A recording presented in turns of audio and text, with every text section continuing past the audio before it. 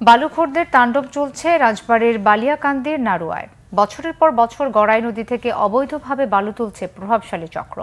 এতে হুমকির মুখে নদীর তীরবর্তী বাড়িঘর, ফসলি জমি সহ বিভিন্ন স্থাপনা। প্রতি বছরই বাড়ছে ভাঙন। প্রশাসনের নীরব ভূমিকায় ক্ষুব্ধ স্থানীয়রা।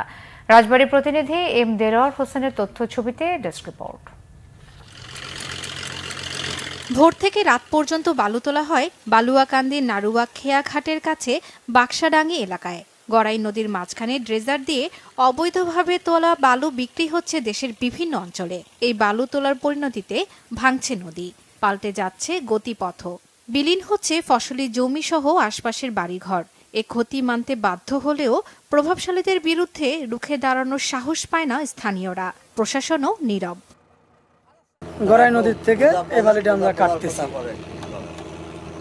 বাদশা ভাইয়ের নেতৃত্বে 2 থেকে 3টা বোলগেট এখান থেকে লোড হয়। আর কোনো সমস্যা হবে না।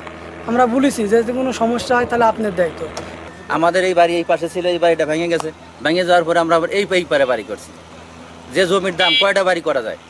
এই রাস্তাটাও ভেঙে গেছে। সরকার এই রাস্তাটা করে দিয়েছিল। অনেক 2 পারের মানুষ খুব যাতায়াতটা খুব ভালো ছিল, কিন্তু সেই রাস্তাটাও এখন ভেঙে যাচ্ছে বালি কাটার জন্য। ওই পারে বালি কাটতেছে বিদায় এই পারের বস্তার ভারীতে আর কি মাটি দাবা চলে যাচ্ছে। এটা যদি সরকার বন্ধ করে তাহলে আমাদের বাসাবাড়ি আর কি বাঁচবে, আর না হলে তো আমাদের বাসাবাড়ি নিয়ে এখান থেকে ভাঙা চলে যাবে।